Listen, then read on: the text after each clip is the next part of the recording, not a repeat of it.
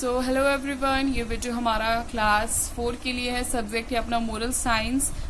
कल के वीडियो में हम लोगों ने एक स्टोरी कवर अप किया था। आज हम लोग फिर एक स्टोरी कवर अप कर रहे हैं। ज़रूरी नहीं है कि सिर्फ स्टोरी कवर अप कर रहे हैं तो मैं स्टोरी करवा देती हूँ, इससे रिलेटेड मैंने कुछ क्वेश्चन आंसर नहीं देती हूँ या क्वेश्चन आंसर नहीं करवाती। उसका मतलब ये नहीं कि आप लोग पढ़ो और बस छोड़ दो। आप लोग को जो मैं मोरल बताती हूँ उसको अपने लाइफ में इम्प्लीमेंट भी करना चाहिए। चैप्टर शुरू करते हैं। चैप्टर का नाम है द प्राउडी रोज। मतलब प्राउड मतलब होता है बहुत ज्यादा अहंकारी, घमंडी। एक गुलाब के पौधे की कहानी है जो काफी घमंड था उसको। देखिए किस चीज का घमंड था उसे। Once upon a time there was a beautiful rose plant in the garden. एक बार की बात है, एक बागान में, एक बगीचे में बहुत ही खूबसूरत रोज प्लांट था। The rose flower on the plant was proud on its beauty. जो गुलाब का जो फूल था ना, उससे बहुत ज्यादा घमंड था क्योंकि वो बहुत सुंदर दिखती थी, बहुत सुंदर थी। इसी वजह से उसे अपनी ब्यूटी पे बहुत ज्यादा घमंड था। However it was disappointed that it was growing next to an ugly cactus. उसे इस बात की बहुत निराशा होती थी कि जहां उसका पौधा लगा हुआ है उसके जस्ट बगल में एक कुरूप सा कैक्टस का पौधा रहा करता था। Every day the rose insulted the cactus about his looks, but the cactus stayed quiet.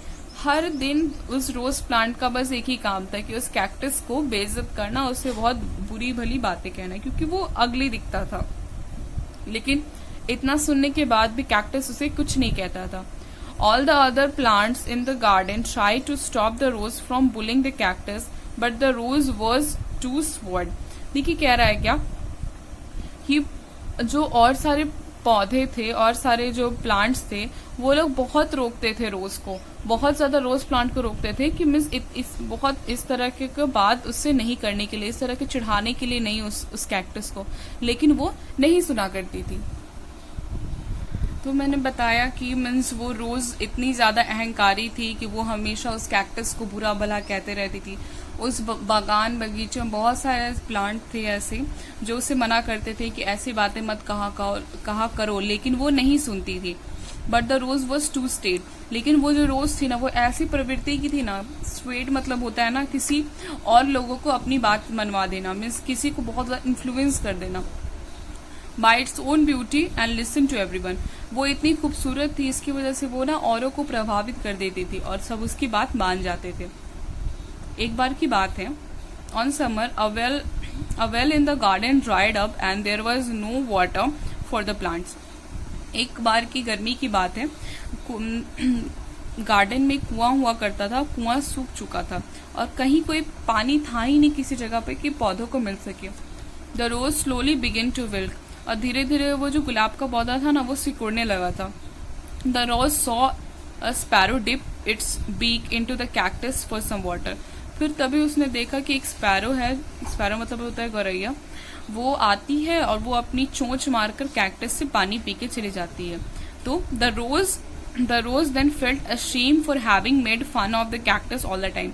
तब उस रोज को समझ में आता है, तब उस रोज को शर्मिंदगी महसूस होती है कि मैंने इतना उस कैक्टस का मजाक उड़ाया हर वक्त। But because it was in the need of water, पर ये इस टाइम, इस भयानक गर्मी में पानी की बहुत ज्यादा जरूरत थी।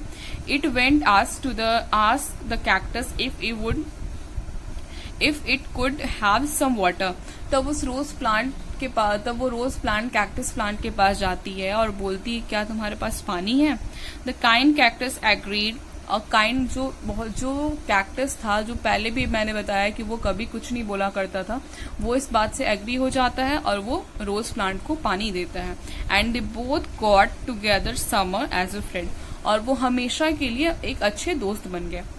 इससे ये सीख मिलती है, नेवर जज someone by the way they look. हम लोग को कभी किसी को जज नहीं करना चाहिए अगर वो गंदे दिख रहे हैं, जिस तरह से दिख रहे हैं। इसका मतलब ये नहीं कि उसमें काबिलियत नहीं, उसमें टैलेंट नहीं है। कभी भी किसी को उसके कपड़ों से नहीं जज करना चाहिए, हमेशा उसकी क्वालिटी से जज करना चाहिए हमें। ये चैप्टर आपका खत्म होता है। नेक्स्ट वीडियो में हम लोग नेक्स्ट चैप्टर देखेंगे। Till then, thank you.